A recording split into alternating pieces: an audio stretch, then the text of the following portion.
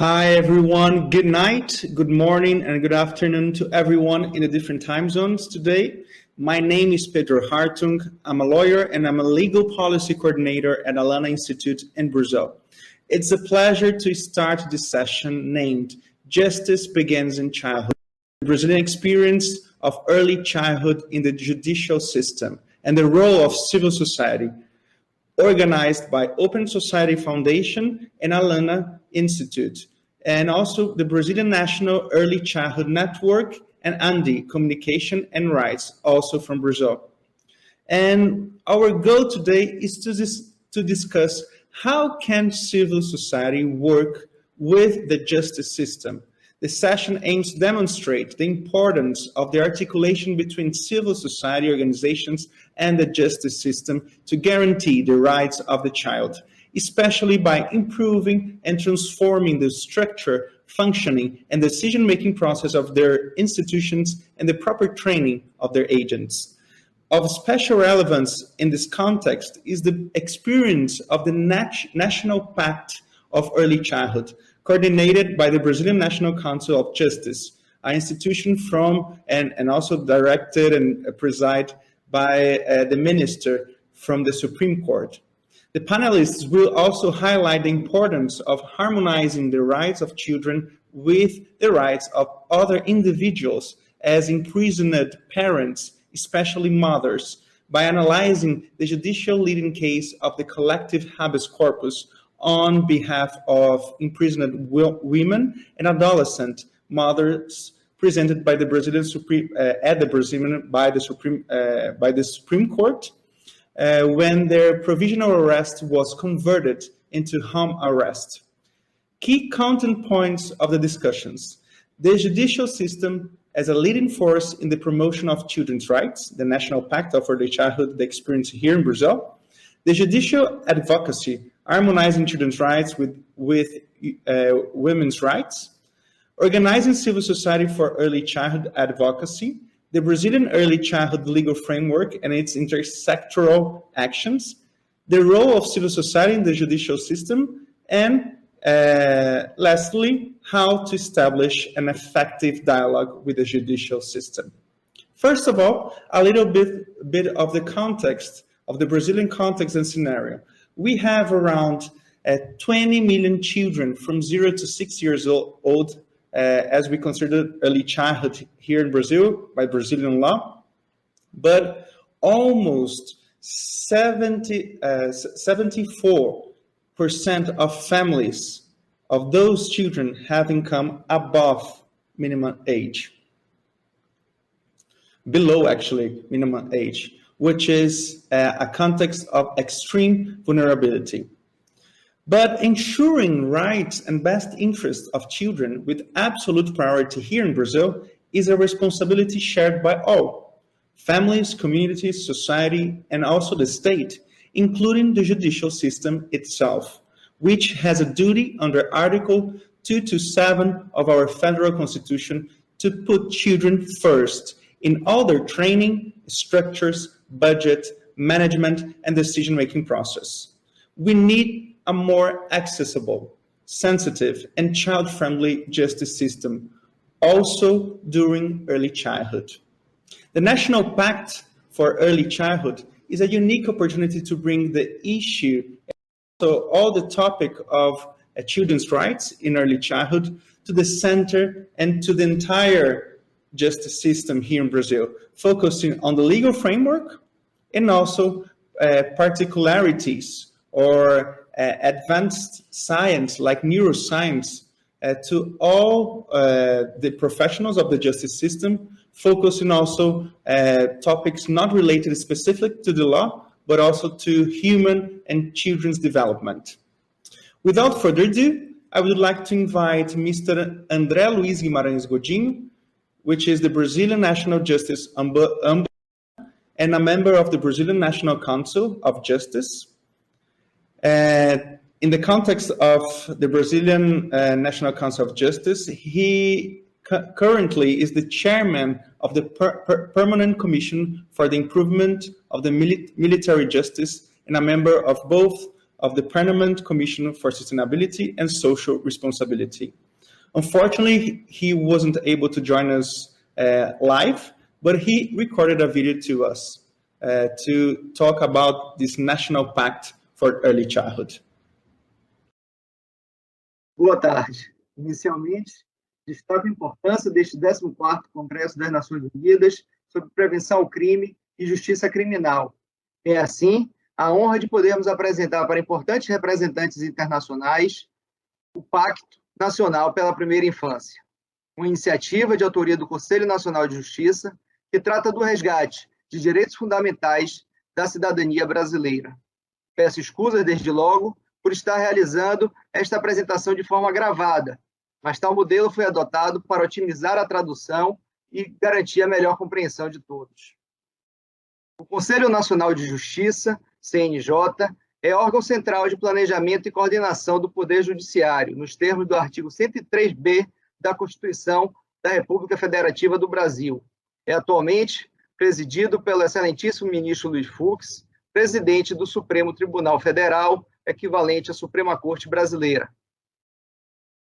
Além da função de fiscalização no cumprimento dos deveres funcionais da magistratura, o CNJ tem destacado a atuação no controle administrativo e no desenvolvimento de políticas judiciárias voltadas ao aperfeiçoamento da prestação jurisdicional no Brasil, em consonância com os compromissos internacionais e constitucionais relativos aos direitos das crianças e dos adolescentes. O CNJ deu início ao projeto Justiça Começa na Infância, fortalecendo a atuação do sistema de justiça na promoção de direitos para o desenvolvimento humano integral. O Marco Legal da Primeira Infância, Lei 13.257 de 2016, é uma lei inédita no mundo e prevê a promoção do direito ao desenvolvimento integral na faixa etária, que vai desde a gestação aos 6 anos de idade. Esse período foi evidenciado pela ciência como o mais determinante na formação humana. A princípio, a lei foi construída com maior participação do Legislativo, do Executivo e da sociedade civil. A partir de 2018, iniciou-se a maior participação do Judiciário, com especial destaque para o projeto desenvolvido pelo CNJ, que foi selecionado entre 3.000 projetos, pelo Ministério de Justiça e Segurança Pública, passando a ser financiado com recursos do Fundo de Defesa de Direitos Difusos do Ministério da Justiça e Segurança Pública. O valor do financiamento foi de aproximadamente R$ 7 milhões, e quase todas as áreas técnicas do CNJ estão envolvidas na concretização deste objetivo. Para realizar o projeto Justiça Começa na Infância, o CNJ propôs a construção do Pacto Nacional pela Primeira Infância, firmando, em 25 de junho de 2019, termo de cooperação técnica e operacional, com vistas ao aprimoramento da infraestrutura necessária à proteção dos interesses da criança e à prevenção da improbidade administrativa dos servidores públicos e demais atores da rede de proteção à primeira infância, responsáveis por aplicar a legislação voltada à garantia dos direitos previstos no artigo 227 da Constituição Federal, no Estatuto da Criança e do Adolescente, Lei 8.069 de 1990, e no Marco Legal da Primeira Infância, Lei 13.257 de 2016. Essa última lei tem proporcionado iniciativas de maior governança colaborativa, pois prima pela atuação intersetorial como condição para a promoção do desenvolvimento integral das crianças. Vale destacar que, além do Pacto Nacional pela Primeira Infância, o CNJ teve importante papel no lançamento do Pacto Nacional pela Escuta Protegida, implementado pela Lei 13.431 de 2017, e do Pacto para implementar políticas públicas para a prevenção e combate à violência contra a mulher, também na estreita parceria com o Ministério da Justiça e Segurança Pública. O Pacto Nacional pela Primeira Infância conta atualmente com 102 signatários, representantes das 3 esferas do poder público e da sociedade civil organizada. E tem como plano de trabalho as seguintes ações, sem esgotar outras, que possam ser propostas pelos parceiros. A. Diagnóstico Nacional da Situação de Atenção à Primeira Infância, análise da implementação do Marco Legal da primeira infância. B. Seminários regionais para sensibilização e mobilização interinstitucional. C. Capacitação do sistema de justiça e do sistema de garantia de direitos da criança e do adolescente. D. Seleção, premiação e disseminação de boas práticas. E E. Divulgação dos resultados por meio de publicações. O diagnóstico é fundamental para subsidiar a definição de ações e prioridades sobre a atuação do sistema de justiça e dos demais atores responsáveis pelas políticas, rotinas de atendimento e forma de gestão das entidades responsáveis pela atenção integral às crianças na primeira infância. Após a formação de uma comissão para essa ação, foram definidos os seguintes eixos para a realização de diagnóstico nacional. Eixo 1, mulheres e adolescentes grávidas e mães de crianças de até 6 anos presas ou em regime de internação. Eixo 2, proteção da criança na dissolução da sociedade conjugal. Eixo 3, destituição do poder familiar, adoção e tráfico de crianças. Eixo 4, famílias acolhedoras e unidade de acolhimento. Eixo 5, estrutura judiciária e gestão administrativa de políticas da infância e juventude. Os resultados do diagnóstico indicarão aos tribunais, aos demais órgãos de sistema de justiça e aos signatários do Pacto Nacional pela Primeira Infância os pontos problemáticos identificados, em diversos aspectos, tais como estrutura, equipe, processos de trabalho, interação com os demais atores da rede de proteção e promoção da primeira infância, para que possam, assim, concentrar esforços nas soluções adequadas de cada caso. Para a realização desse estudo, o CNJ firmou um acordo de cooperação técnica com o Programa das Nações Unidas para o Desenvolvimento, PNUD, visando possibilitar a articulação com outras instituições nacionais produtoras de dados e pesquisas, das quais o Instituto de Pesquisas Econômico Aplicado, IPEA, e o Instituto Brasileiro de Geografia e Estatística, IBGE. Para viabilizar a incidência do resultado do diagnóstico na Estratégia Nacional do Poder Judiciário, serão realizadas oficinas regionais de discussão dos resultados e coleta de novos subsídios para fortalecer a atuação do Poder Judiciário e demais serviços relacionados ao tema. Além disso, será selecionada ação para execução experimental ou piloto em serviço do sistema de justiça, buscando aplicar recomendações emanadas das pesquisas, com o intuito de fortalecer as políticas públicas judiciárias voltadas à infância e juventude, bem como será desenvolvida ferramenta tecnológica para divulgação de dados e informações levantados pela pesquisa. Seminários regionais. Outra ação do Projeto Justiça, Começa na Infância, é a realização de um seminário em cada região do Brasil, dos quais 3 já foram realizados, visando sensibilizar os profissionais do sistema de justiça e da rede de garantia de direitos de todo o país sobre a importância do marco legal da primeira infância e, de forma intrínseca, fomentar a implementação da prioridade absoluta prevista no artigo 227 da Constituição Federal. Em todas as edições dos seminários, ocorre a adesão dos atores locais ao Pacto Nacional pela Primeira Infância. Os seminários são destinados a profissionais dos 3 poderes e da sociedade civil organizada, desembargadores, magistrados, procuradores, promotores, defensores públicos, advogados, equipes psicossociais jurídicas, parlamentares, servidores do Poder Judiciário, Executivo e Legislativo, além de profissionais do Sistema de Garantia de Direitos, conselheiros tutelares, conselheiros de criança e do adolescente, servidores da área dos direitos humanos, desenvolvimento social, cultura, esporte, saúde, educação, justiça, segurança pública, institutos, fundações, organismos internacionais, empresários, dentre outros. Em cada região, a programação considera os problemas e as dificuldades enfrentadas pelos operadores do direito e pelas equipes técnicas, assim como as boas práticas implementadas, promovendo a integração da rede de garantias e direitos da primeira infância.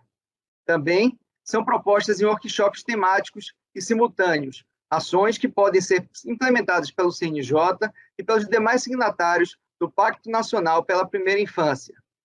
Nas 13 edições realizadas, foram ofertadas 1.400 vagas, e além de terem sido recebidas 2.635 inscrições de profissionais que atuam nos estados da região Centro-Oeste, Norte e Sudeste do Brasil.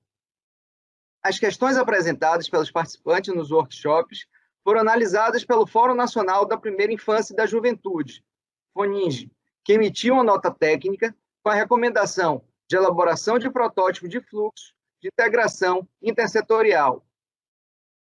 A terceira grande ação é de capacitação, que inclui a oferta de 23.500 vagas para os profissionais do Sistema de Justiça e da Rede de Garantia de Direitos.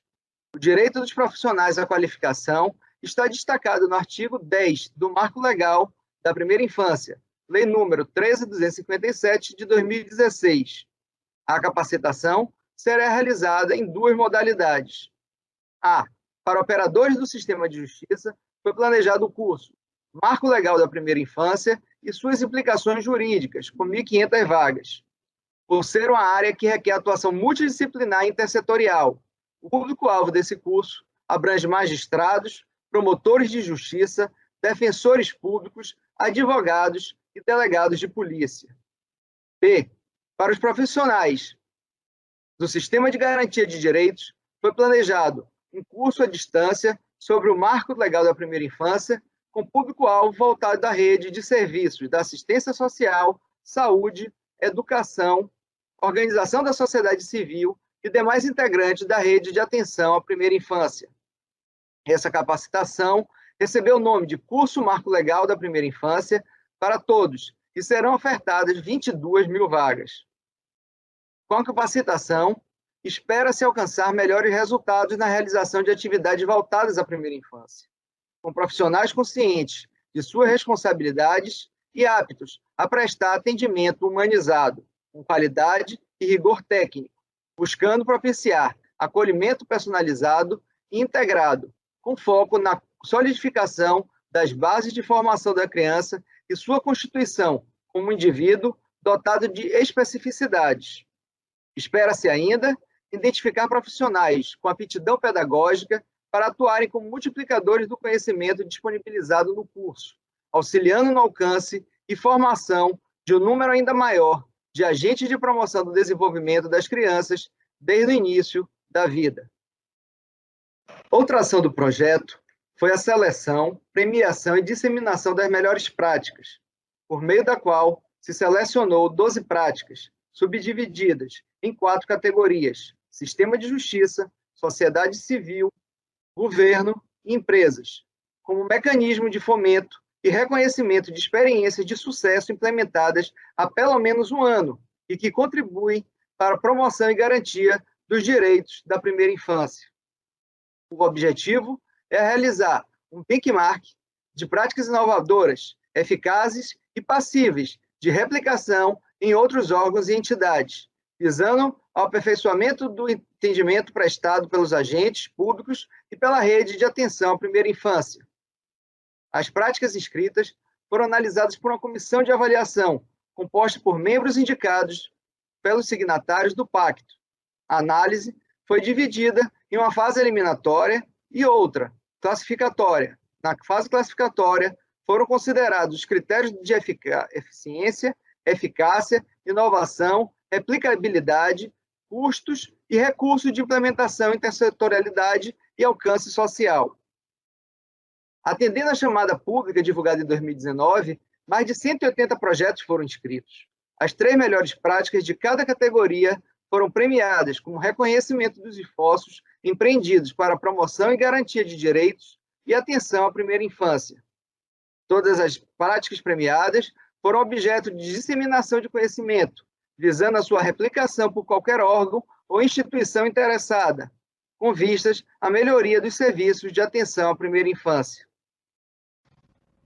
Para a divulgação de todo o trabalho, estão previstas ações utilizando ferramentas específicas, bem como a elaboração de material gráfico para distribuição em meio físico e eletrônico para toda a rede, entre as quais podemos destacar Cartilha do Pacto Nacional pela Primeira Infância, Cartilha das Boas Práticas, Relatório do Diagnóstico Nacional. Além disso, vale registrar que, para a divulgação das melhores práticas, foram criados fóruns de discussão na modalidade à distância, nos quais os responsáveis pelos projetos já atuam como tutores, prestando orientações sobre metodologias, estratégias e demais aspectos que podem contribuir para a replicação por outros interessados, discutindo-se também a articulação dessas práticas com os princípios e as diretrizes do marco legal da primeira infância. Maiores detalhes podem ser acessados no portal do CNJ. Certos de que essa troca de experiências em muito poderá contribuir para o aperfeiçoamento da cultura de proteção às crianças e a consolidação de uma sociedade mais justa e igualitária, continuaremos trabalhando e ficamos à vossa disposição para quaisquer esclarecimentos. Agradeço a atenção de todos e, de modo especial, a doutora Trícia Cabral, juíza auxiliar da presidência deste Conselho Nacional de Justiça, pela exitosa atuação nesta importante pauta. Desejo paz e saúde a todos. Nosso muito obrigado. Thank you, Mr. Godinho, for this video and all the explanation about this National Pact for the Early Childhood, which is a very important initiative right now in Brazil to sensitize all the agents and also all the institutions from the justice system. Right now, it's a really important effort to implement children's rights and also to integrate and harmonize children's rights to other provisions, including in the penal justice, which will be a topic that we'll discuss today with Natalie Fragoso in the end of this session. And as Mr. Godinho said, here in Brazil, this new legal framework for early childhood approved in 2016 was crucial to initiate this debate in the judicial system. Although the history of children's rights here in Brazil has different periods, and after our federal constitution from 1988 was very important to really create and craft all the legal framework for children's rights here in Brazil.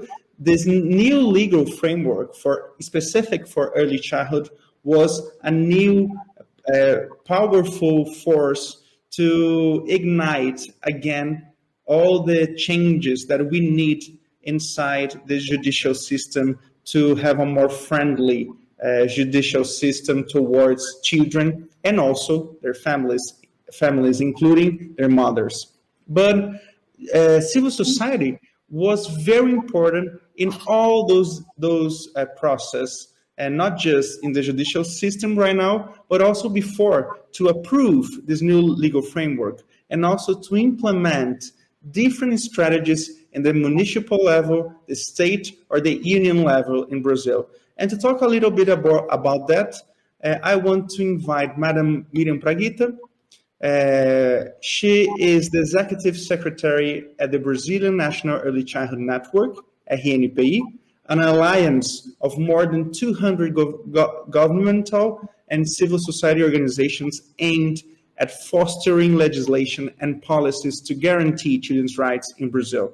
She is also the Executive Director at ANDI, Communication and Rights, a civil society organization that since 1993 promotes freedom of expression and develops tools to support the coverage of human rights issues by the Latin American news media.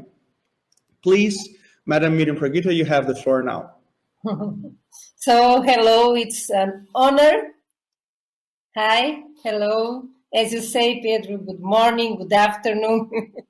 And it's a pleasure to be here with my colleagues and also with this audience. It's an honor to be part of the 14th Congress of UN Crime Congress that's taking part in Japan now. As Pedro already said, ANDI is a civil society organization that's engaged in coordinating innovative initiatives in the field of media for development. and its mission is to contribute to a culture of promoting the rights of children and youth, human rights, social inclusion, participatory democracy, and sustainable development based on actions involving journalism, information, and dissemination in the field of public communication. And RNPI, as we call the National Early Childhood Network, gathers nowadays 263 members, and its mission is to articulate and mobilize people, organizations, and the media in order to guarantee early childhood rights. It's a plural, democratic compound which embraces institutions of different sectors, dimensions, and profiles. So I would like to give you some main Brazilian challenges for early childhood-oriented policies that we have now in our country. So these challenges are some examples: to attend large number and each child, that's unique and irreplaceable individuals, rights for all in all their diversity, inclusive and present policy in every corner of the country, to reduce inequality and promote the most vulnerable, the urgency that these matters has in itself, because it's 6 years, and it depends on how much we invest in these 6 years, it will change the whole life. So demand on quality, it's improve the present offer and ensure quality in expansion, especially when we think about the size of Brazil and all difference that we have in the different regions. Adjust the offer to real children's diverse needs, to guarantee total attention, to articulate sectors on a multi- and intersectoral basis, build a prospective view, insert early childhood in the political agenda of governments or enlarge its presence in the federal, state, and municipal level, to disseminate the interest for children in every sector: political, legislative, administrative, cultural, social, academic, news media, research centers, etc., to give absolute priority to children in the budget and in decisions, to keep on changing the social representation of children and childhood, from fragile and unable to a citizen, subject of rights and dignity, capable and participant, to articulate sectors of public administration, government, and society.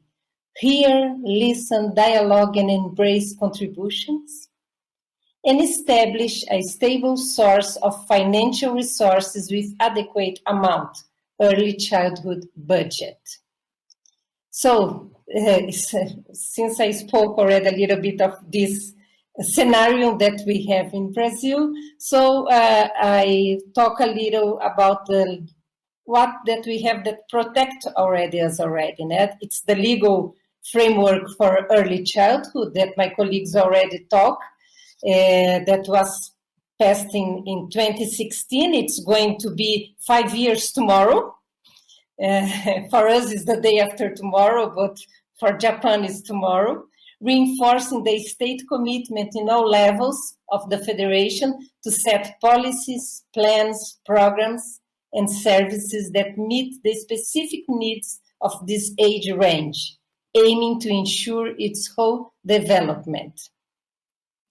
The legal framework for early childhood has as its objective to implement a number of provisions centered on fostering a culture of full care and assistance that includes creation of public policy committees for early childhood at the municipal, state, and national levels, development of state and municipal plans for early childhood. It's a big challenge that we face in Brazil because we have more than 5,000 municipalities. listening to children and bringing them into the public debate so as to recognize them as subjects with rights and voices to be heard. Even though they are under 6, it's very important to listen to them. They have their feelings and their emotions and their thoughts to share with us. So mobilize and promote the formulation of a specific early childhood public budget, and to support the news media in the coverage of children's rights issues and of scientifically produced knowledge, giving visibility to the variables which have greater influence on early childhood development. We also, as the Early Childhood National Network, we developed the National Plan on Early Childhood, as Pedro already talked a little bit. So inspired by the UN Award of Children document and driven by intensive coordination among the organized civil society, particularly the National Early Childhood Network, Brazil developed its National Plan for Early Childhood in 2010, establishing priorities in relation to policies and programs. And nowadays, we just made a review of the national plan on early childhood. So it's much more complete.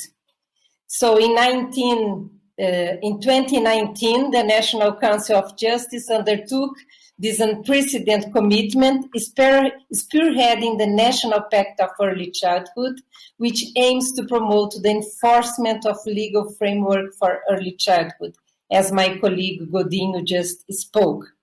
And so the active presence of the organized civil society in the Pact's implementation processes underscores the viability of democratic and participatory models of cooperation between the judiciary and the civil society organizations.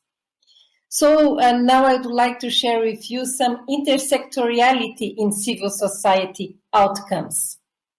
So organized civil society has for many years advocated in favor of an increase in Brazilian paternity leave standards. Finally, legislation was passed guaranteeing this right to all public civil servants. Furthermore, reports from the Ministry of Health show that a growing number of private companies are voluntarily joining to the paternity leave state-led program that already benefited 55,000 men up to 2020. So another outcomes from the intersectoriality in civil society are that the Happy Child program, launched by the Brazilian government on October 2016, that aimed at fulfilling what's established in the Article 14 of the legal framework for early childhood. In a short period of time, it became the largest home visit program in the world for the promotion of the early childhood development. Up to 2020, more than 24 million visits were registered in 2,600 Brazilian municipalities have joined the initiative. And civil society organizations are strategic partners in the implementation process of this program. And the grant of collective habeas corpus order that my colleague Natalie is going to deep talk about this, that was in February 2018 by the Brazilian Supreme Court, converting preventive detention of pregnant women and mothers with children up to 12 years of age into house arrest, as established by the legal framework for early childhood. This specific measure stems from calls by organized civil society entities, stimulating intense discussions within the judicial community. And so there are 4 factors that ensure the success of the National Pact for Early Childhood that I would like to share with you. The pre-existence of a national regulatory system responsible for guaranteeing the rights of children fostered by the Brazilian Federal Constitution from 1988 and by the Child and Adolescent Bill of Rights. The organized civil society's engagement in building different networks, coalitions, and movements to ensure children's and adolescents' rights in Brazil, as well as holding and validating these initiatives on a social base. And just to give the example, that ANDI was created when the Child and Adolescent Bill of Rights was created, and ANDI was created at this moment by journalists, so that the journalists could talk with journalists direct, to mobilize, to qualify, and to monitor media. That is what we still do in ANDI and in the Early Childhood National Network. So another essential factors that ensure the success of the National Pact are that public and regulatory policies supported by a network of public managers and congressmen to ensure a political support for such initiatives. And the leadership built by the justice system, coordinated by the major judicial institution in Brazil, the National Council of Justice, which holds trust and legitimacy to create a supra-party environment focusing on the rights of children. So, that was some of the topics I would like to share with you. And I thank you so much. I am Miriam Pragita, and I'm here just at your disposal to answer some questions and also to listen to my colleagues. Thank you very much, Miriam. It was very important, your talk, and highlighting the importance of civil society to really push forward the changes, the institutional changes that we need, because we have a robust and very important framework for children's rights since actually our federal constitution, but the institutions need to change more to really enforce this legislation. And I think that the early childhood new framework from 2016 was very important, because it wasn't just about legal norms, specifically on reinforcing what we already had, but also was about new policies about professional development, about shift and changes in the institutions and legal policies inside the judicial system. So it was bigger, and it was actually a new framework to deal with the complexity of nowadays, really tackling different perspectives of the society, but also the institutional dynamic of the state. And unfortunately, also Eduardo Marino, which is the director of Applied Knowledge Department of the Maria Cecilia Souto Vidigal Foundation here in Brazil, wasn't able to join us today, or this morning, depending on the time zone. And that's why I just want to highlight some important topics that he wanted to share with us today, which is, first of all, Maria Cecilia Souto Vidigal is a civil society organization here in Brazil that aims to develop advocacy strategies of how to translate science to a broader audience, and also to implement science inside the public policies. And they are developing a very important job here in Brazil to really push forward the early childhood agenda in different levels. And they created a science coalition for childhood, which is the NCPI, and together with Bernard Van Leer Foundation, Center on the Developing Child from Harvard University, Dr. Klaas David which is the David Rockefeller Center for Latin American Studies, also from Harvard University, INSPER, a university here, and also the medical school from the University of São Paulo.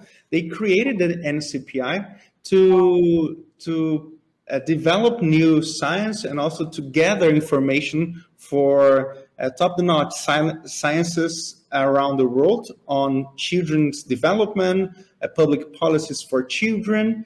And because of that, they created a very important program that was an important place to discuss and also to create new leaders for early childhood, including inside the judicial system, which was the Executive Leadership Program on Early Childhood Development, with the Center on the Developing Child at Harvard University. And each year, they brought different leaders from the civil society, from also the government, from the Congress, and different spaces related to the agenda of creating policymakers and decision makers, and also opinion makers. And they brought them to the Harvard University to spend 1 week understanding the science behind early childhood, like neuroscience, public policies. And because of that, they achieved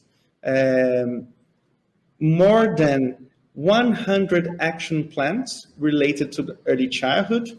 They were able to bring more than 570 participants from different stakeholders here in the decision-making scenario of Brazil. And also, in the last years, they increased the number of the judicial branch representatives, prosecutors, judges, public defenders, lawyers, and because of that, they were able to create a new movement, also inspiring new leaders inside the judicial system to really bring to the center of the judicial system children's rights and early childhood. And also, it's important to highlight that Fundação Maria Cecília Souto Vidigal, in partnership with RNPI, the Early Childhood Network in Brazil, with Alana, Bernard Van Leer Foundation, UNICEF, they developed different strategies to sensitize these actors and agents, like the development and the production of 2 documentaries that you can see on Netflix all over the world, called The Beginning of Life. And those 2 documentaries, The Beginning of Life 1 and The Beginning of Life 2, they are very key instruments to translate science to a broader audience and to really bring more emotional perspectives and how really what we are talking about today and on these programs, it's about the daily lives of families and children, especially mothers. And to talk about mothers, but in a very vulnerable situation, which is the imprisonment of women in Brazil, I would like to invite Mrs. Nathalie Fragoso. She holds a PhD in Sociology of Law from the University of São Paulo Law School, where she also earned her bachelor's degree. She has an LLM, Master of Laws, at the Ludwig Maximilians Universität in München, Germany. Nathalie was the coordinator of Luiz Gama Human Rights Clinic between 2013 and 2014, and she is a member of the Collective of Lawyers for Human Rights, CADU, since 2015. It's important what Nathalie has to say, because among several changes from the early childhood legal framework, it also established significant changes in the functioning of the judicial system, including in the criminal sphere, amending the Criminal Procedure Code itself. Please, Mrs. Nathalie, you have the floor now. Thank you, Pedro, for the introduction. And good morning, good afternoon, good evening, as we are doing right now. Well, I would like to begin. I'll share a presentation with you all in a couple of minutes, but I would like to begin this speech telling you that the story that Miriam told has effects. The story about the creation of the Brazilian early childhood law had effects that goes beyond the coalitions for children's rights. The mobilization everybody talked about here resonated with other fields, with other organizations in a collaborative process of advocacy and litigation. And that's because the Brazilian early childhood law does not only protect children's rights, it recognizes that the rights of children are not adequately protected if the rights of the mothers are violated. Vulnerable motherhood must therefore be protected and not dismissed, not interrupted. And that's how the story I'm about to tell you begins. An example of vulnerable motherhood is the one of incarcerated women, right?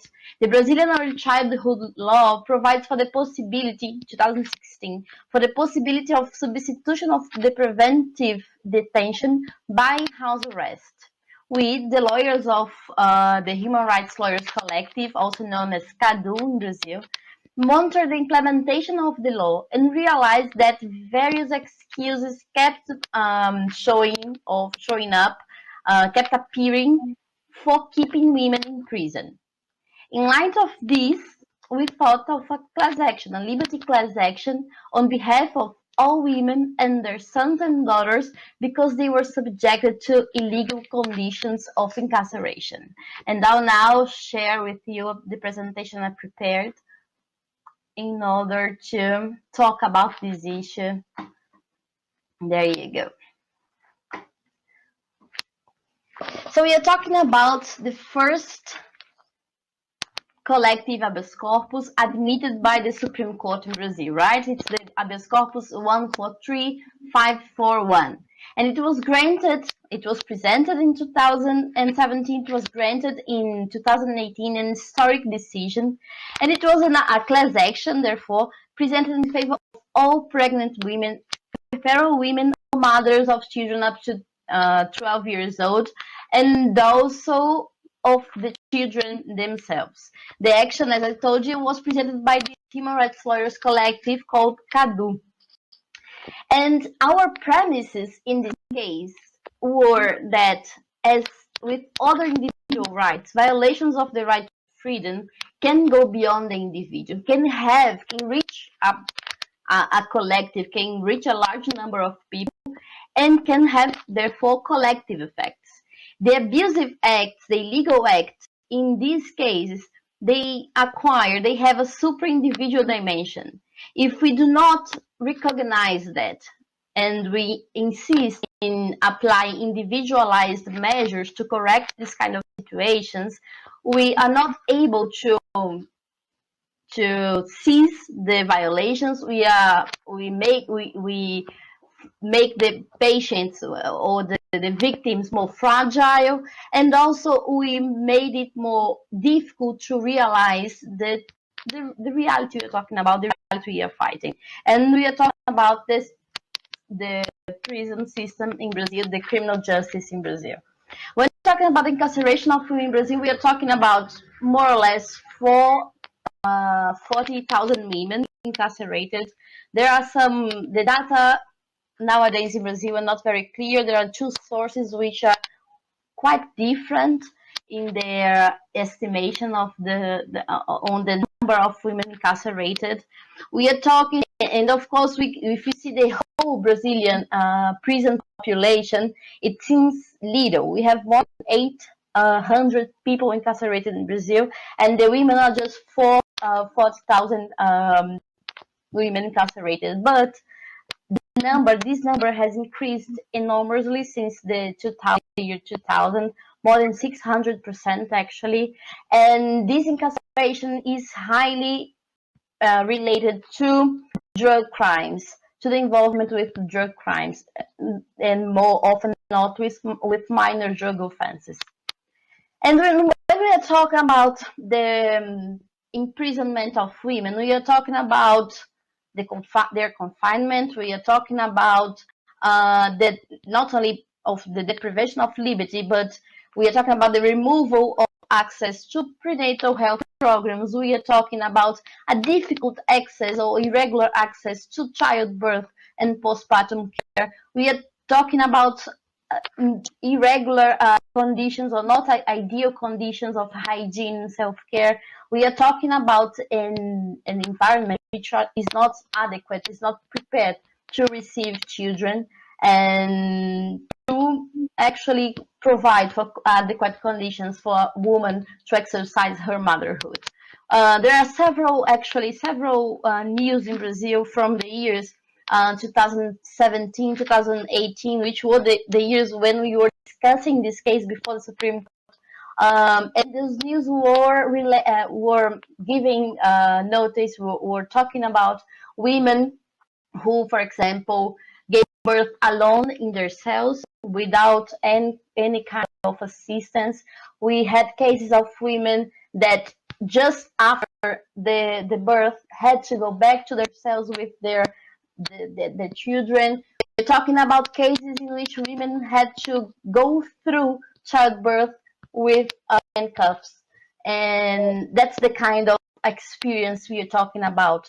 We are talking also about prison facilities which do not have a proper space for the children, where mothers cannot feed the babies properly.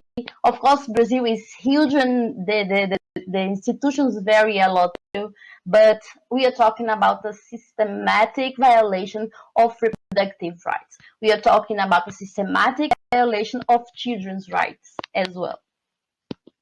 So these precarious conditions in the prison facilities, the fact that they are not adequate to women's needs and to the children's needs, and the lack of attention to the conditions for the exercise of those rights, they characterize inhuman, cruel, and degrading treatment. The temporary imprisonment in this situation goes, of course, beyond what the Brazilian Constitution says that is legal, which is the deprivation of liberty, and that's all that's acceptable under the Brazilian law. And it's also discriminatory, because when we are talking about the imprisonment of women, which is associated with drug trafficking and actually minor drug offenses, and those are crimes which have a very strict discipline, very high penalties, very high. People tend to go to the prison. They cannot wait for the judgment in liberty. So all of that have a disproportionate impact on women, especially Black women, especially women which are in a more vulnerable condition in society.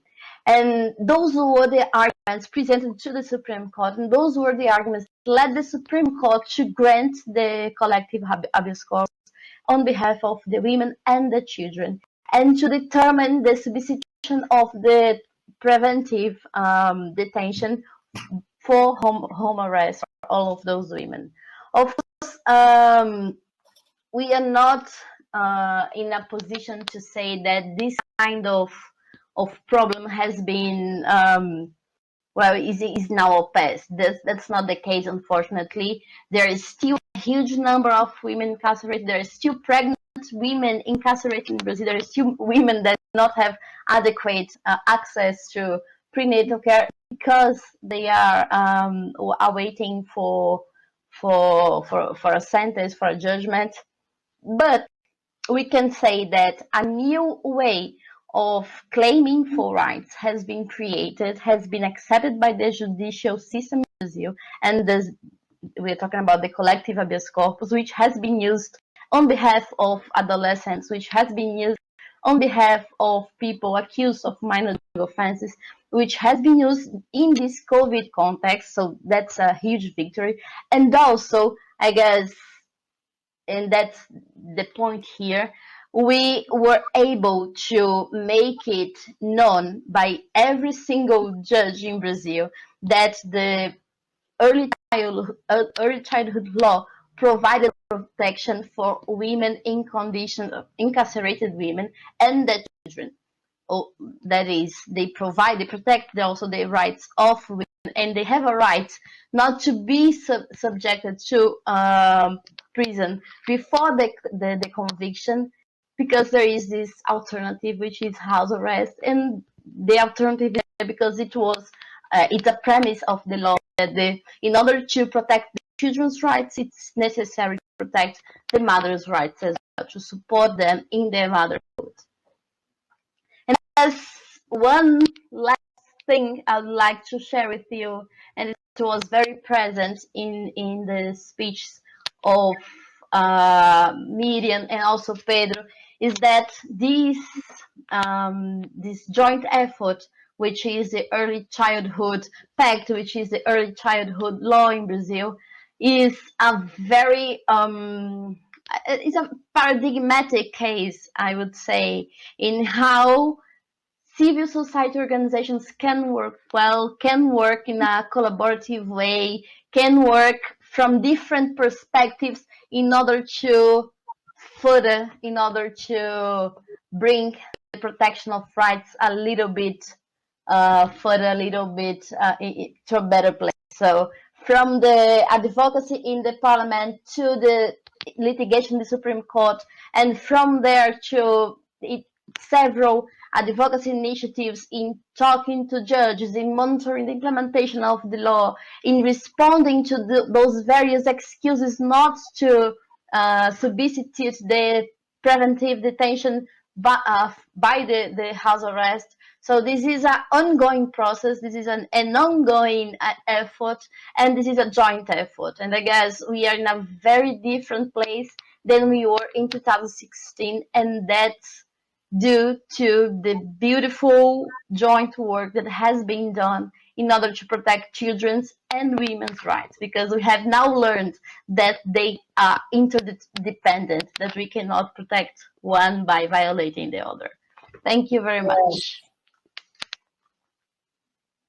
Thank you again, Nathalie, for this great presentation, this historical and very important collective habeas corpus. Now we have some time for some questions. I don't know if you guys want to use the chat, please, to bring us some questions. But I have one here already, which is, I think both of you could answer that, which is, how important was the narrative of children's rights and the idea that we need to take care of who take care of children to change the judicial system, or to change the judicial system? Can we sensitize more the judicial system, including the penal system, also bringing to the table children's rights? Do you think that is important and it could be used to really shift and to change these structural problems inside the justice system? I can try to answer this one, of course, with Miriam later. I would say that although we cannot make it all about the children, because it's important to talk about the women, it's important to talk about the accused, it's important to talk about the criminal justice problems. It was very, very important to bring children into this debate. And why do I say that? Normally, people do not consider the impact of prison, the impact of the prison facilities on children. They do not even consider the existence of children in prisons, which is a reality in Brazil.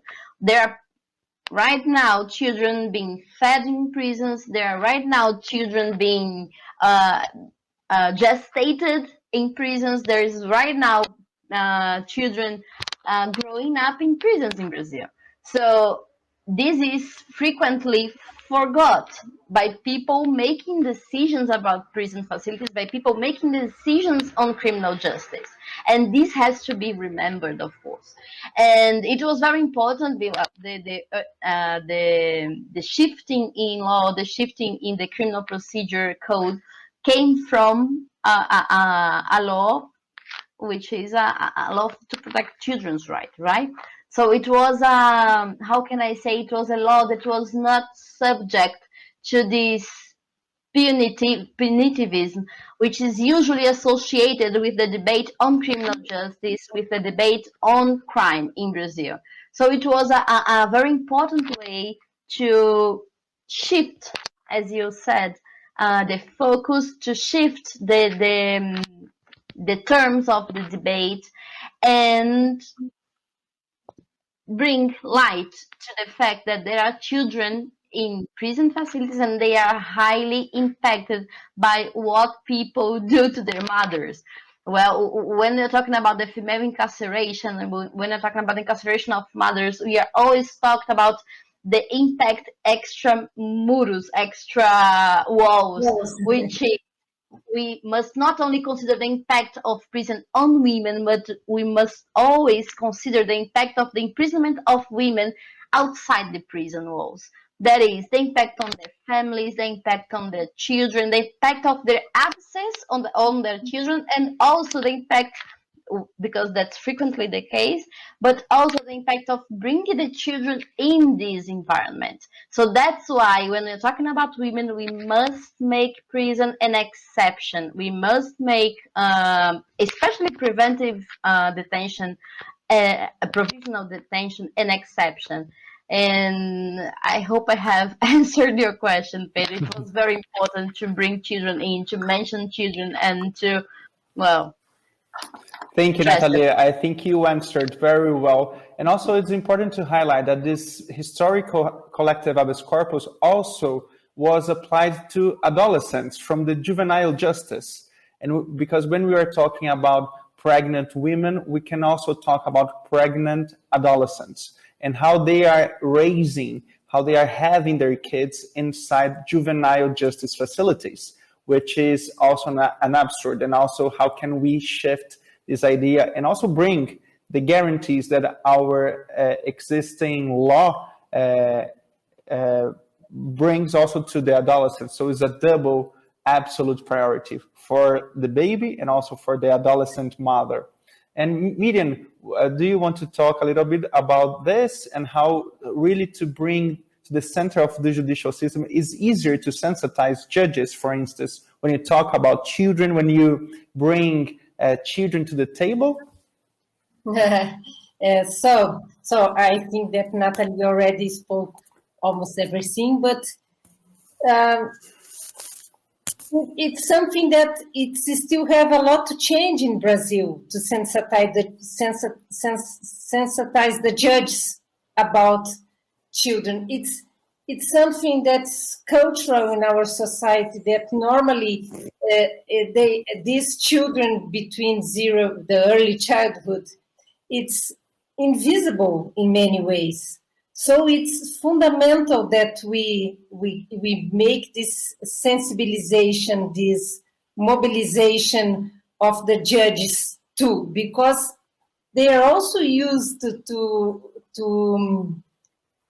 behave in a certain way and to have a certain way to look to this small, to the early childhood, to these small people, and not always as citizen with rights. And that's fundamental. It's changing, of course it's changing. And all this that's happening in the pact, it's what we are talking about. It's to make this movement in Brazil. So it's amazing how the pact it's working with. It's giving training to 22,000 people in these departments. It's not the judges only, but all departments of justice. So this is fundamental. And I also understood a little bit in this question that it's important to listen to these children. And I reinforce this. All the children has to be heard. We have to listen to them. Perfect, Miriam. Thank you again for your ideas and thoughts. And as this UN Crime Congress is also about crime prevention, I think it's very important to state here that when we bring early childhood to the table of the justice system, we are bringing also different arguments about crime prevention also, because we have different researchers and economic researchers and economic Nobel prizes winners that bring to us this evidence that when we invest and when we take care of children, especially in early childhood development, we are also bringing to the society a new aspect of social and economic development. We are also preventing different social issues like crimes, because when we bring people the resources and the tools to better develop, we also we are allowing them to experience their lives and the human development in the different ways, and also to really give them opportunities, to give them the different ways to relate to the government. So it's very important to understand that we are talking here about structural changes. It's not just in the penal justice system, but also in society and the government in general. I think we don't have any more questions here, but also I want to open for this final idea of yours. Please, let's begin with Median. If you want to say something for the end of this session, please. So I'd like to thank you so much for this opportunity. I really hope that our experience in Brazil inspires another countries, and we are keeping this work. So we still have a lot to do, and we are committed to this, and we are going on.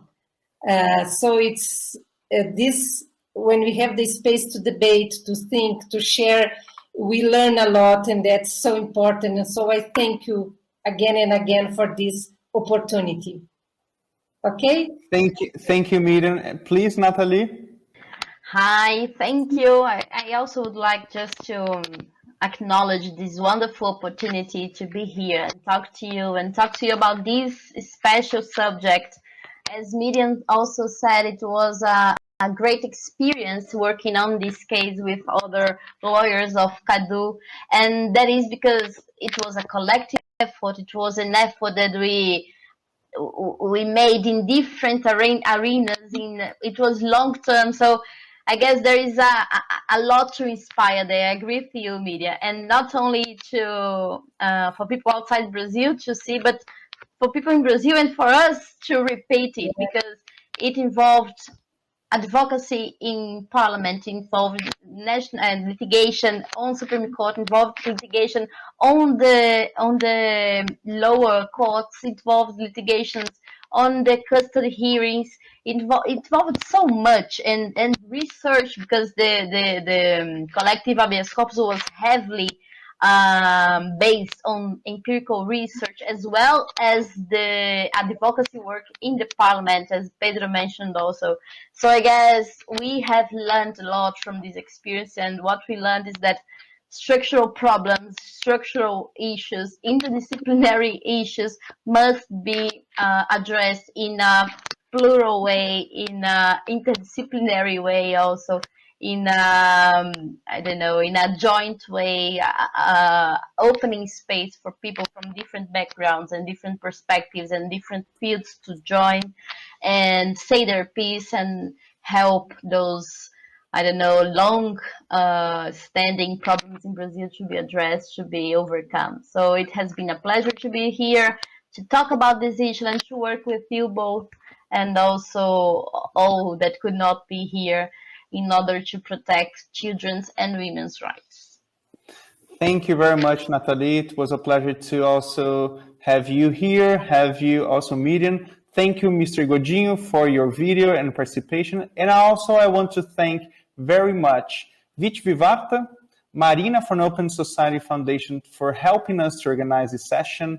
Also Sarah, Pamela, and everyone that helped us today to bring this message, to bring this initiative, And we also want that you from different countries could also implement this strategy, how to really change judicial systems for a more child-friendly, for a more women-friendly, so we can really transform how we treat human beings in the end, from the beginning of their lives.